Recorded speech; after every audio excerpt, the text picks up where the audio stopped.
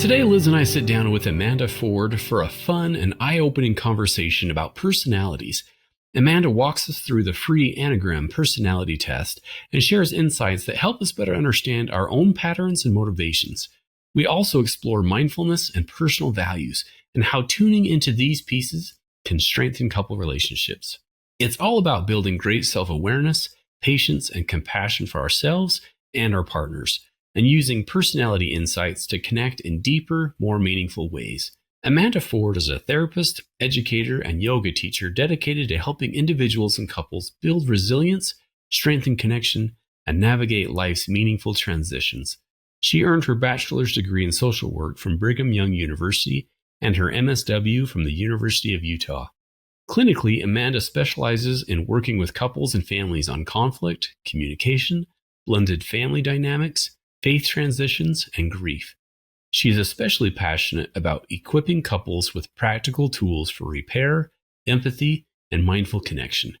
Beyond her professional work, she enjoys practicing yoga, traveling, exploring world cultures and religions, and spending time outdoors with her partner and children. We hope you enjoy the show.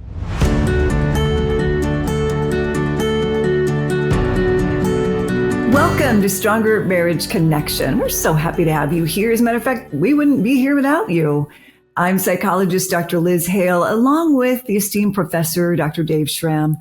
And together we have dedicated our life's career to bringing you the best we have in valid marital research, along with a few tips and tools to help you create the marriage of your dreams. Okay, so my friend Dave, before today, had you ever heard of the Enneagram? Liz, I have heard of it, and it's on my to-do list. I need to take that today. You're going to want to do that, I think, today, especially after we talk with our next guest. So the Enneagram defines these 9 personality types, and they have their strengths and their weaknesses and opportunities, right, for personal growth.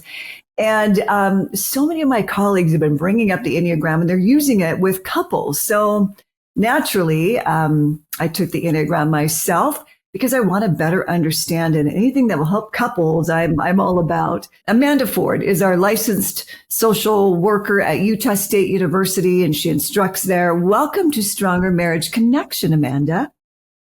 Thanks for having me.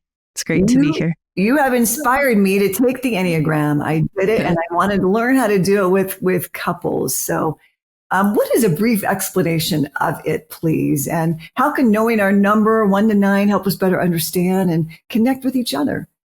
Yeah, good. I'm glad you took it, Liz. It's something I'm pretty passionate about. As a therapist working with couples, I often encourage my couples to take the test and try to find out more about themselves first, try to understand who they are. That helps you be a better partner. I also use it as a teacher in school. So I used to teach a class at BYU Hawaii, and we talked about just trying to figure out who we are. It was actually a relationships class, trying to understand, first of all, like thinking, especially these college kids want to get married. They're dating, they're trying to figure out who they are, what kind of partner they want. So a lot of times I would help them just try to understand more about compatibility and like how finding the right partner is probably the best step to having a happy marriage, is like starting before you get married. I know a lot of times people are like, okay, I maybe married someone I'm not very compatible with. And that's a lot harder than backing up and saying, okay, before you get married, let's think about who I am, what my values are, even like what my type is, to help me understand like what partner would be best for me. Wow, that sounds a little magical. I know it's a very spiritual personality test, right? I think that's what drew you to it initially. Yeah.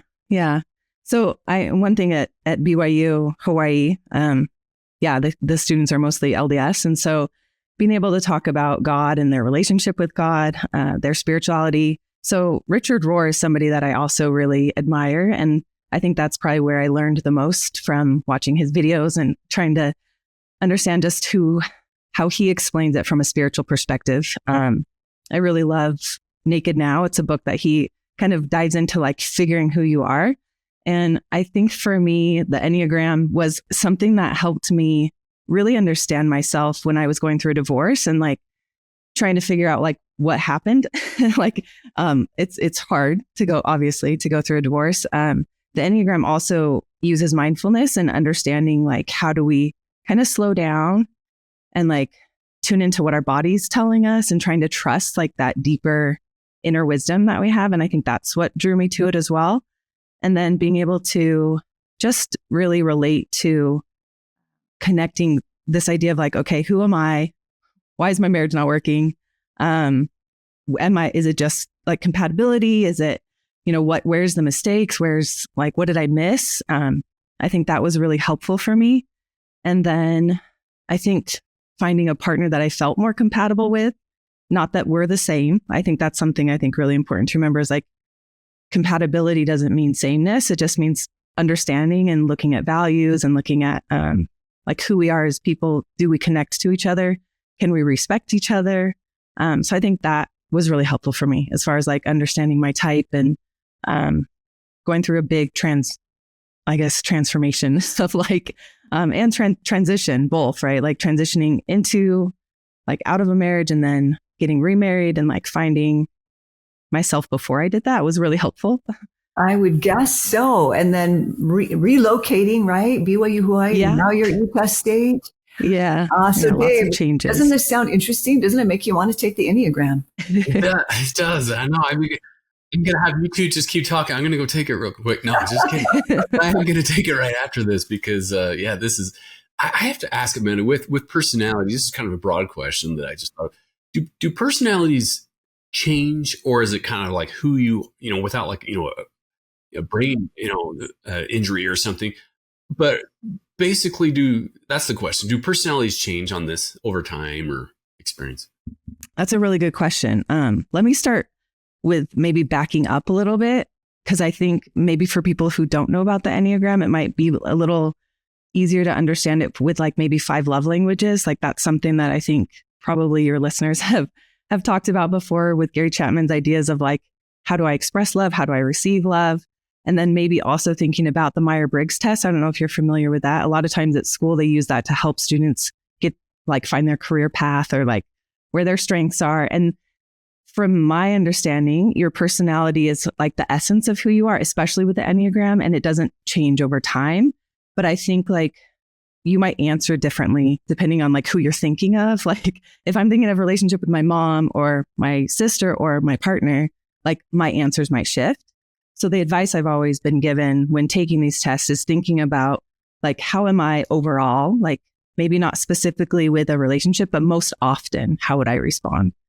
And I mean, I think, of course, like the essence of us doesn't change, like the deep soul of who we are. I think that was maybe the spiritual part of the Enneagram of like understanding this is more of like a divine, like innate who we are, create like our soul. But I do think like depending on maybe even like where you live or like what time of life you're at, right? Like if you're raising little babies or if you have adult children or if you're married or single or widowed or like, I think, those answers might look different. We'll be right back after this brief message.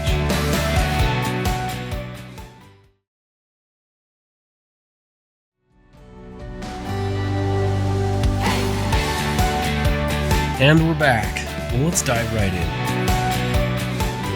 Your name precedes you. Someone who cares deeply for you has previously been on the podcast to discuss his books, Dangerous Love and 70 times 7. And he speaks so fondly of you. Of course, we're talking about your partner, Professor Chad Ford. I love that guy and all he has to share. Do you mind sharing how the Enneagram has given you insights into each other, like when you've been both taking it? Yeah. I'm a little more obsessed than he is with it. He's much more practical. And I just I love diving into, I mean, actually, maybe this will help if you understand the body parts, like your head, your heart, and your body. So he's a head part and I'm a heart part of the Enneagram. So there's 3 different types for each one. The type 2, 3, and 4. So Liz as well. We'll hopefully get to talk about Liz's type as well. But for me, like leading with my heart is what is really important to me. And like understanding that Chad, he's a 5. Hopefully he's okay with me telling him this. Or telling everyone his type. Which is true about a 5. They're very private and like in their head a lot. And it's definitely the head part of the Enneagram. The head parts are, let me see, it's 5, 6, and 7. So he's a 5. And so I think when I really discovered who I was, it really helped me. And I wanted to now be like, okay, now I have this partner and I really want to understand you better. So one year for Valentine's Day, he gave me a gift of taking the test. He like actually paid the money and then bought me the book. This is like one of my favorite books that he ever gave me, The Wisdom of the Enneagram. So it goes over like basic, deep understanding of what it is. Okay. And to me, the book helped me understand myself. But then when he took the test, that was like a really good sign of him like seeing me and knowing that it was important enough to me. So we do talk about it often, actually. And I think maybe this is a good time to point out that like you shouldn't pigeon yourself into like, oh, you're a 2, or maybe, and I do sometimes be like, oh, it's the 2 in me, sorry. Or like, I'll be like, oh, it's because you're a 5. And so sometimes there can be that negative part of like, maybe like excusing yourself or even like justifying behavior. I think that's not helpful. But for me, understanding, maybe this is a good example. So for me, a 2 is really like, I love through giving service, and I feel like I need to feel loved just as much as I need to give love. And sometimes if Chad, who's a 5, kind of needs space or privacy, like I'll take that personally. So understanding that that's more his personality, not that he's abandoning me or like doesn't care about me, but he actually just needs to maybe process things a little differently than I do. I want to talk it out. I want to be like, hey, like, tell me exactly what you're feeling right now. And he's like, no, just give me a few minutes. I need to like, just like really think through everything as I want to verbally and express it. And I'm like a very touchy heart person. I'm like, no, just give me a hug. Like, can't we just hug it out? Or like, and so I think understanding that difference in us has helped me a lot. I mean, there's many things that I think have helped me understand him better, but that's probably maybe the easiest one to understand. Oh, that's such a good one too. I could see that fitting for so many couples, how we're just different. And if I could have this perspective of like, oh, that's what's happening. It isn't personal. So can I just go over that one more time? So the head, the heart, and what was the third one? Body? The body. So the body types I didn't mention are 8, 9, and 1. 8, 9, 1. And the 9 heart is like the peace builder, which I have a few of those in my family. Yeah. And then the heart is the 2, 3, and 4. 2, 3, 4. Is you, Liz. Yeah, that's right. And 5, 6, and 7 are the head. You're a heart also. Which number are you? A 2. Okay, I see. We're next to each other. Oh, that is fascinating. Well, yes, I did. You're right. I took the Enneagram yesterday. I gave Amanda heads up on what I am. And as soon as I took it, Dave, I wanted to retake it. My initial feeling was like, oh, I don't want to be this achiever. I have such a negative connotation to that. I know I'm kind of driven, and it the weaker part of that is it's hard. It's hard on me. And sometimes I want to drive my husband, who is the 9, that peacemaker. Right. Just earlier today, before we hopped on, it's like, okay, so we have a big event coming up at our home in a couple weeks. And I'm just like a to-doer. You know, we gotta achieve these things. We got to get all these things done. And he's like, Mr. Hang Back Hawaii, right? Where he's from, and he's hang loose, and we got lots of time. Hi. So tell me a little bit about you. You mentioned someone else in your life is a 3 and a 9 connection. Yeah, actually, my 18-year-old daughter, she is complicated to understand. And I think as a parent, 3s are hard. I can see that. But I feel like it really helped me. It's funny because I'm actually excited that I've kind of put Enneagram on the back burner, but since you've asked Liz, and I just kind of dove back into it again this past week, and talking to my kids again. Now that my daughter's 18, I think I got into the Enneagram years ago. She was probably too young to really look at it this way. But talking to her about it with her boyfriend, they're young, they're just seniors in high school, but they're curious. You know, they've been together for a year, and they're like trying to figure out, is this a good compatibility? And so he took the test, and he was also a peacemaker, number 9, right? He's like very peacemaker. This is the 3 words that describe a peacemaker: receptive, reassuring, and complacent, right? It feels like sometimes there's positives and negatives. And then I think for 3s, this is the words that they stand out: adaptable, ambitious, and then image conscious. So is there like a sense? And I love, Liz, that you admitted that you're like, oh wait, I don't want that. Like, yeah, hold on. Is there some negatives in there? Which I think is beautiful about the Enneagram, because like, there can be really great traits and things we learn of our strengths, but also of I like how Richard Rohr talks about it as like space to grow, right? What do I need to accept about myself? And where's like fear coming in to keep me from being my true essence? And looking at the things that might be kind of like we're pushing it away, or we don't really want to accept that part of us, trying to understand it as like the why behind it. Why am I driven, right? Like what is really a value underneath that? And I think that really might help maybe with acceptance of like something that I'm doing is why am I doing it, and connecting it more to like my value. And I actually love threes. And I love my daughter. She's like she's a dancer. She's a performer. She is the center of attention. We call it, she like makes everyone laugh. She's very beautiful. She's like just everything that like on the outside is like so beautiful. And deep inside there are some wounds and some insecurities, and like trying to understand her better last night, like just thinking through like who she is was actually as a parent really healing for me to be like, okay, what am I doing that's not helpful for her? And like, how can I see her a little bit better? So, I'm curious for you, Liz, too, like, what do you think it was that made you feel like, okay, I want to retake it. I want to change my answers, or like, what was like, what did you shy from, or like not want to admit, or look? Just, I don't like the part of me that is so driven, that I can kind of be on top of other people a little bit too. Like, okay, honey, are we going to get this done? I don't care for that aspect of me. And did you give your daughter and the boyfriend some advice as a 3 and 9? What would that couple need to really look out for? Gosh, I'd love to hear. No, it was actually really helpful for both of them. I hope Miles is okay. I'm talking about him. Miles is just such a sweet kid. Like, and they had been friends right when we moved here. They became like best friends and didn't start dating until a couple months after we had been here. But Miles's temperament is such a blessing to Emmy because it helps her stay more present, not feel like she has to keep going. Like he's like, hold on, like maybe we could just sit and watch a TV show for a little bit.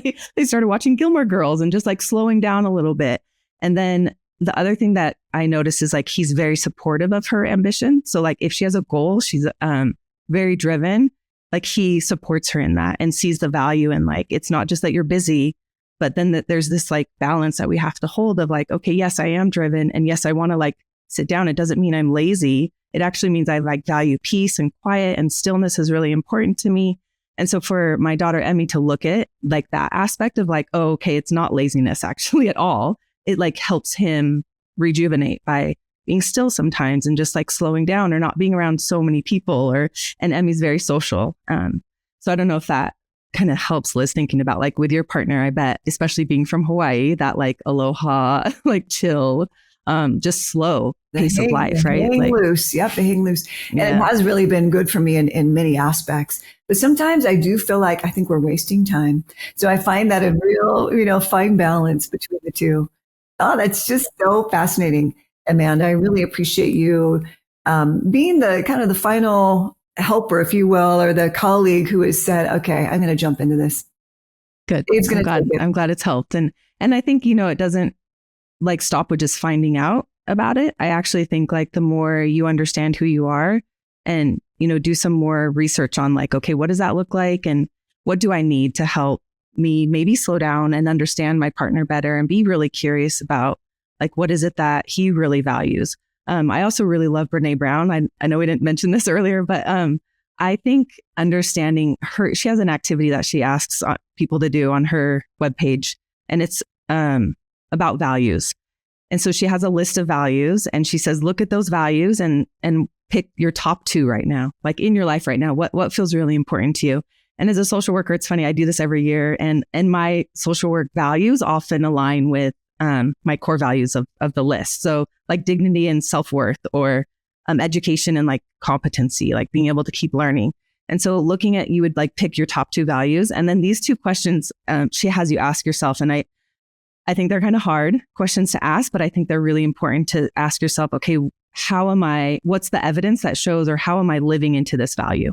So if I really value self-worth, or I value education, like what am I doing? Where's the evidence that? And then where's the gap? Like, where am I not living into that value? And usually I think that's where we might have some dissonance with ourselves or even with our partner. And then I think what's really helpful is to ask your partner the same thing And maybe even like as a family, like what are our family core values?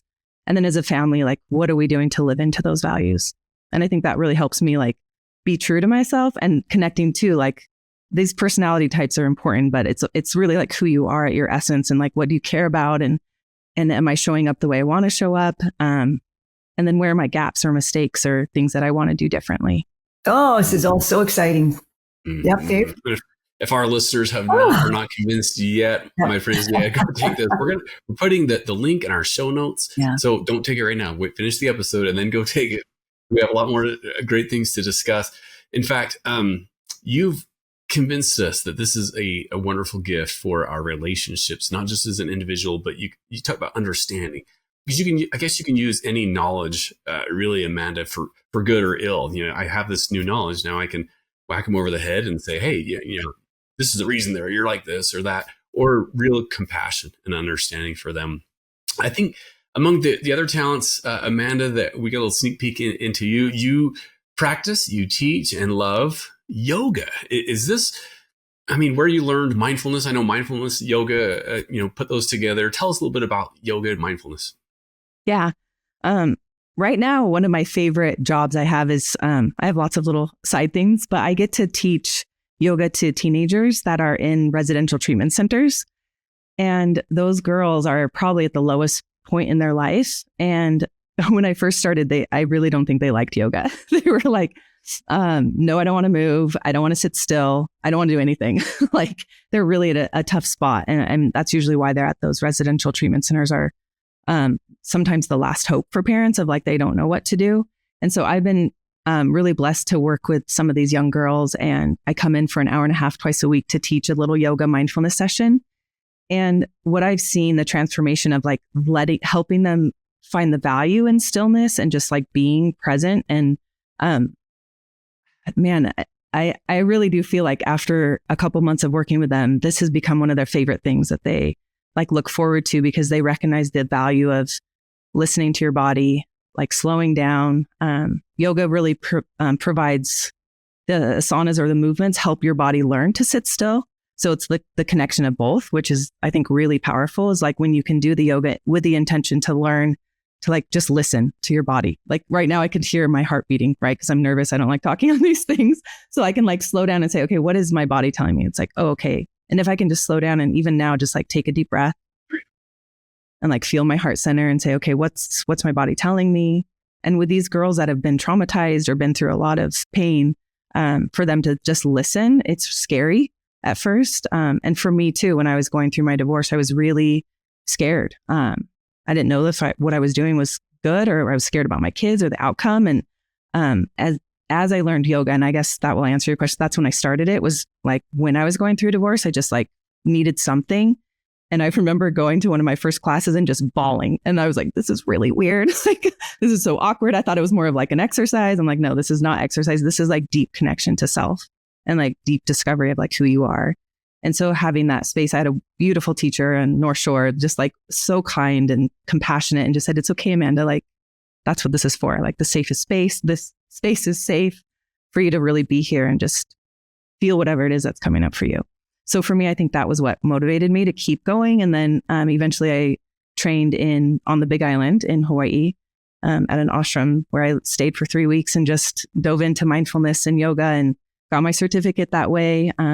I teach it sometimes in community or at school. Sometimes I'll incorporate it into my classroom, especially mindfulness. You asked me now at USU even, we do lots of little 5-minute meditations just to connect. We teach mediation, which is really scary for students. So I say like, let's slow down, take a couple breaths, and just do like a 5-minute meditation of scanning your body, noticing how you feel. And I think that really helps connect to yourself and understand your body better and what you need. So we'll be right back after this brief message.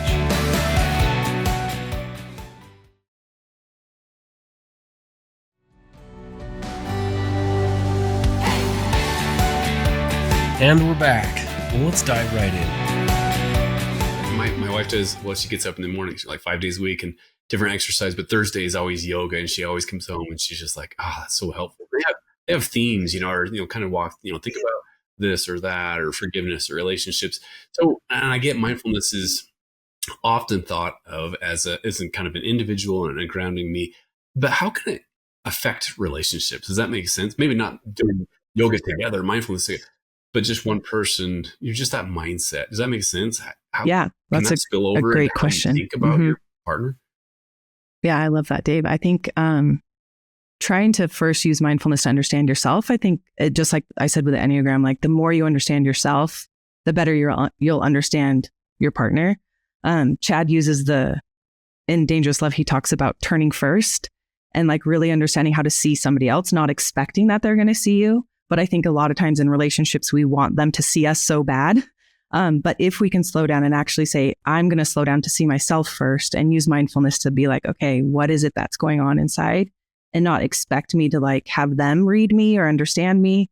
Yes, it's okay to want to be seen, but to expect them to be a certain way or to treat you a certain way or to do something towards you. I think that's the dangerous part of Dangerous Love, really, that Chad has taught me is like, I'm going to just turn and love you, even if you don't love me back.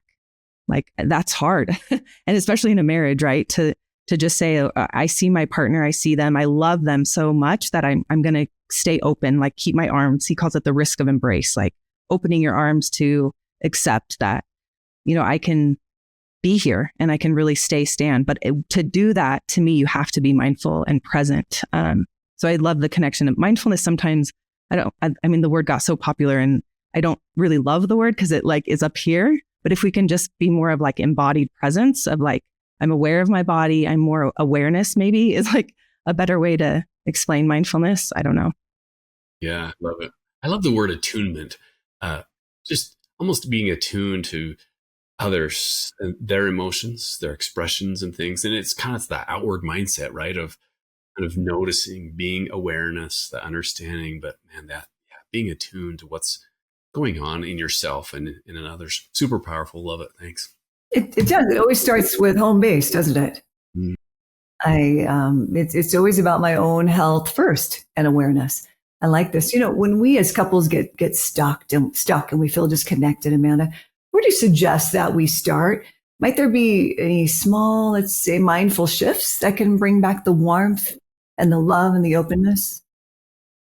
I love that you use those words, warmth, because sometimes our marriages can feel cold and distant. So I think to me, being curious first about yourself again is like, where's this coldness coming from, or where am I not connected to myself?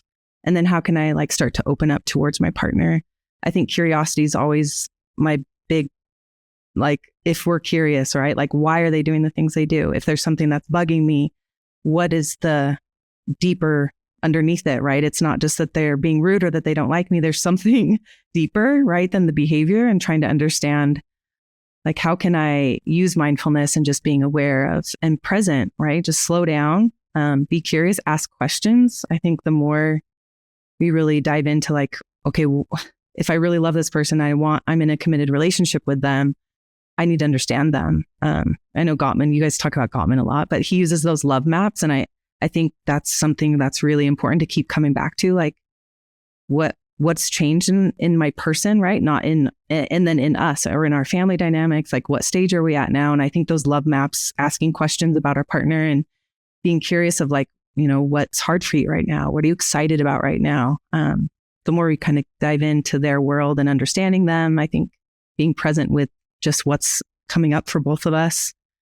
So asking questions, being kind. I'm always just like, slow down, be kind, like give them the benefit of the doubt that they're doing the best they can. Mm-hmm. I love Terry Real has said that there's nothing that can be said in harshness that can't be better said in love. Oh, I love that. Isn't that just beautiful? It's so true. Yeah. And I think anytime we do come across angry, we're wrong. I mean, I've learned just recently that I can say, gosh, I'm really angry that we don't have this taken care of yet, without being a lunatic. You know what I mean? I can say it without the feeling of anger coming across as a scary woman, if that makes sense. Yeah. Goodness. I love that. Thank you, Amanda. Yeah. Amanda, you speak often about the importance of understanding and honoring each other's values. You talked about Brené Brown and those values. When I teach happiness and positivity workshops and things, and I talk about your core four, and I have them think about their core 4 values. And I often think about, instruct them to say, okay, if it's your funeral and the person talking about you can only use 4 words to describe you, that your character, the type of person that you are, what would those be? What do you want them to say about you? And then I say, that probably aligns with your, those are your values of the type of person you want to be. Why is that so important? In recognizing our own values, even our partner's values, and having that kind of be our guide in our own lives, and then in relationships, knowing each other's core 4 is what I call them. Yeah. I love that. I think something actually that Liz mentioned is like that emotion, anger.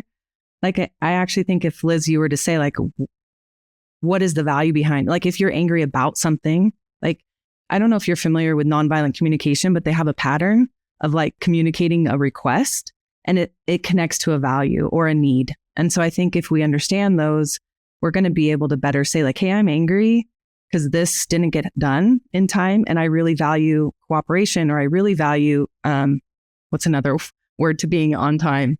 Punctuality, or right. I need for this to be done by this time. And then we can ask like a kind request, like in the future or next time we have this project, can you make sure that you communicate with me about the timing, or so that I think it makes it easier to communicate what we want and understand ourselves. So if I understand, I actually want this done because I really value, like if my husband's coming home late from work every day, I can say, hey, I really miss you. Like, I really want some time with you. And when you're coming home late every day, sorry, Chad, this actually isn't happening.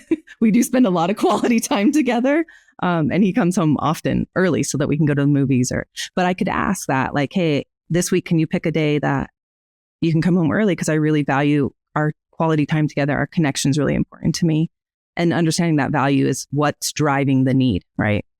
I think that would help. And even anger, there's a value underneath it. Usually when we're angry, there's something deeper that's easier to look at and easier to explain to our partners. Not just that I'm pissed and I'm a crazy person. I actually have like a reason why I feel crazy. And then also using that mindfulness to be like, okay, hold on. What am I actually feeling? Actually, there's an app I love. Sorry, I'm throwing a lot of things at you guys. But I don't know if you've heard of How We Feel app. It's just learning how to name your emotions. And I love it so much. I always have my clients use it, and it puts them into 4 different categories. So how we feel, and it is very science and research based. And I think in that happiness class, actually, Dave, would be really cool for the students or in your workshops. I really love being able to name the right emotion, right? It's not just that I'm angry. I feel disconnected. What's deeper, right? And I think that might really help or even if it's like, hey, I'm sad, actually, maybe I feel a sense of loss, or maybe I'm having some identity, like I'm not understanding my role. Like, what is that emotion deeper than just feeling sad or happy even? Like, am I actually really excited that I'm like happy, but is it more of an excitement? Like even distinguishing between different emotions, I think helps understand yourself better. And brilliant. I'm gonna look that up. Yep, that's great. We'll add that to our show notes as well, Dave, right? Okay. Amanda, you mentioned that compatibility plays a role in creating a happy, sustainable marriage. So what determines compatibility in marriage, first of all? Okay, I'm glad you asked that. I kind of forgot. I wanted to talk about compatibility. I mentioned that class that I taught at BYU Hawaii, and we used to study, and this was a while ago, so it feels like this book might be a little outdated. I think it's maybe 10 or 15 years old, but it was a psychiatrist that wrote, his name's Sam Hamburg, and he wrote Will Our Love Last? And he has these 3 dimensions he talks about, which I think were really helpful for me in understanding compatibility. Because a lot of times we think of like, oh, do they like the same thing that I do? Do we like the same food? Do we, like these things? And so he actually, I have them written down so I don't forget them. 1 second. Okay. So yeah, the compatibility dimensions from Will Our Love Last? He has 3. So the practical one, the wavelength, and then he calls it the sexual or your intimacy connection that you have. And so I think when I understood that there are different ways to be compatible, that really helped me like realize I don't have to be the same as my partner. But the ones that are really important to me, I think, and understanding our values might help with this as well. So the practical one is maybe thinking more about like, how do we spend our day to day? Do we eat at the dinner table? Do we eat in front of the TV? How do we do chores? Do we wake up early? What are some boundaries that we have as a family? So maybe more of the practical, like you'll hear a lot of people like, how do you put the toilet paper roll? Or do you like just silly little things like that? But those things really matter, like how we live our day to day. Like what time do we wake up and how are we going to spend our morning? What's that going to look like? And can we be compatible with that? It doesn't mean it has to be the same again, but that we understand and respect that the other person values that. And then the next one I like is, and I feel like this one maybe is the most important, is our wavelength. Our shared values, our spirituality, like what am I passionate about? A lot of times we use the word vocation, like and if what I cared about, what that was deeply important to me, my partner didn't value that, and not that he has to, not have the same career. I'm really lucky that I really value my partner's career. And I think we both like are on the same page about that. Like peace building to me is the most important thing in relationships, and being able to strengthen, our families and our partner, that relationship is so important. And so to me, that is the most important one is, I don't have to have all three of them. And then the last one is just like our intimacy. How do I value and view sexual intimacy? Can I communicate that with my partner? Again, we don't have to exactly be aligned perfectly, but that I think it's deeper than being the same, but respecting what is important to my partner and honoring that and giving space for it. I think a maybe simple example that I like to use is Chad's a big runner. He runs miles. Like I hate running. Like you will never find me like purposefully running. And then I really love yoga. Like that's my way to exercise. And I don't think you'd ever find Chad in a yoga gym or even doing yoga with me, which, that's okay.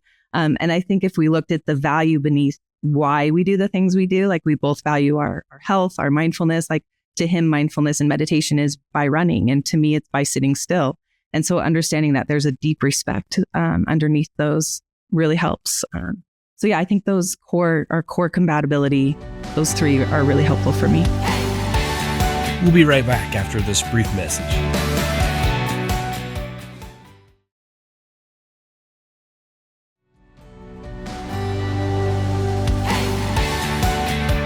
And we're back. Well, let's dive right in.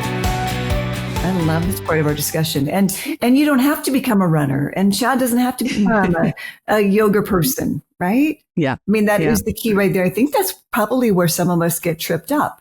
It's like, well, I want to be with someone who runs or goes with me to the yoga. What is the short-sightedness about that, Amanda?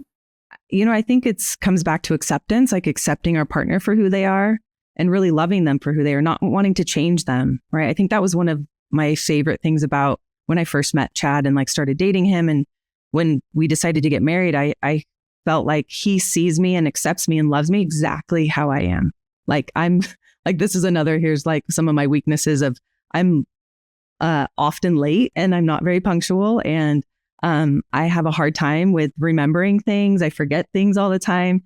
And I've never once been like yelled at or been like hurt or felt like I'm less than because of those weaknesses. I always just felt accepted and loved. And to me, it actually makes me want to do better instead of like trying to correct me or fix me. He just accepts me how I am. And I think that's the most compatible, is if someone can really love you and see you and just accept you for even your weaknesses and even see them as, he's like, that's fine. Like, I know you're spending time because you really care about people and that's why you're late because you had a conversation with someone, or like he'll see the deeper reason behind, which is great. I feel really lucky to have him.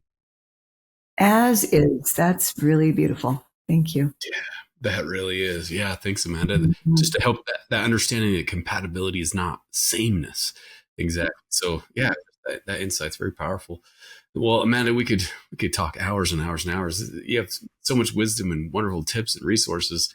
Where can our listeners go to find out more about you, services you offer? I mean, you talk about great books and websites and tests and surveys and things. Are you out there, social media, or where can people find out more about you? Yeah, I mean, Instagram's probably the easiest. Most people are on there. I don't really post very much, but if I do have retreats coming up. I do a women's retreat, couples retreat with Melissa Mason. If you've heard of Patrick Mason, he's also at USU. His wife's also a social worker. And so we have some retreats coming up. You can just find my Instagram, Amanda Ford Therapy, I think. Sorry, I don't even know. Maybe you can put it in the post after. Again, I'm also at USU. I work at the Harvey Peace Institute. So sometimes I'll do events through there. And then also my partner, Chad, does Waymakers. And we just did a big conference called Repair. And I got to teach a parenting workshop for 4 hours and just maybe a more internal peace is peace from the inside out is what we called that. That was another 4-hour workshop that I taught with Melissa Mason. So yeah, if you connect to Waymakers, that's a good way to find out about the repair workshops. We should be doing more of those, but yeah, I'd love to have people come join or even just email me through USU. That's fine. Awesome. Yeah, we will put those in our show notes. Amanda, as we wrap up our conversation today, we like to ask all of our guests just an overarching question in honor of the name of our podcast, Stronger Marriage Connection. What do you feel like is a key? I don't know if there's the key, but is there a key that you like to share about what makes a stronger marriage connection? Yeah, I love that. I love the title of this because I really do think it takes work, and having a strong marriage takes work. And so I guess my takeaway, even just from what we talked about today, thinking about a stronger marriage connection is, I think staying curious. So curious about your partner's inner world, ask questions with open heart and compassion, like be kind, just like trust that they're doing the best they can. So yeah, be curious with an open heart. Yeah, love it.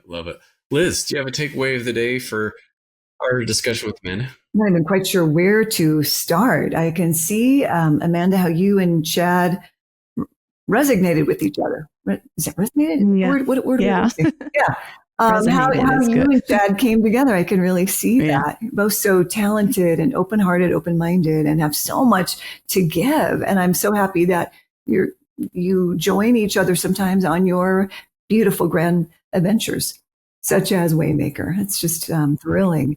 And so I am really thrilled to have been introduced, finally jumped into the Enneagram. And I really appreciate just the insight. I think, again, the more we know about ourselves and understand and can make peace with self, I think the more we're ready to understand and make peace with our partner. And I think the Enneagram is just one of those resources. So I'm really grateful. Dave, what about you? What's your favorite golden nugget from our conversation today with this talented licensed clinical social worker, Amanda Ford? Yeah, Amanda, this has been great. Thank you. Sometimes some people may wonder, wait, what does this have to do with relationships or marriage? But we talked about, personality. We talked about mindfulness and yoga and kind of grounded. We talked about values, virtues, and holding true to those. I think that has everything to do with relationships because, as we say, Liz, a happy, healthy we starts with a happy, healthy me. And being that understanding, that awareness, that attunement, that compassion, first with us. It starts with us. Make sure our hearts are right. We're in a good place. And then we can be the very best version of ourselves for our children, spouse, partner, and others. And so I love our topic today. I think it has everything to do with relationships because it starts with us and where we're at. So Amanda, thanks so much for making time to come on and share so much wisdom with us. We sure appreciate you. Mm-hmm. Of course. Thank you. All right, friends, we will see you next time. Thanks for joining us on another episode of the Stronger Marriage Connection podcast. And remember, it's the small things that create a stronger marriage connection. Take really good care now. Thanks for joining us today. Hey, do us a favor and take a second to subscribe to our podcast and the Utah Marriage Commission YouTube channel at Utah Marriage Commission, where you can watch this and every episode of the show. Be sure to smash the like button, leave a comment, and share this episode with a friend. You can also follow and interact with us on Instagram at Stronger Marriage Life and Facebook at Stronger Marriage. So be sure to share with us which topics you loved or which guests we should have on the show next. If you want even more resources to improve your marriage or relationship connection, visit strongermarriage.org, where you'll find free workshops, e-courses, in-depth webinars, relationship surveys, and more. Each episode of Stronger Marriage Connection is hosted and sponsored by the Utah Marriage Commission at Utah State University. And finally, a big thanks to our producer, Rex Polanis, and the team at Utah State University, and you, our audience. You make this show possible. The opinions, findings, conclusions, and recommendations expressed in this podcast do not necessarily reflect the views of the Utah Marriage Commission.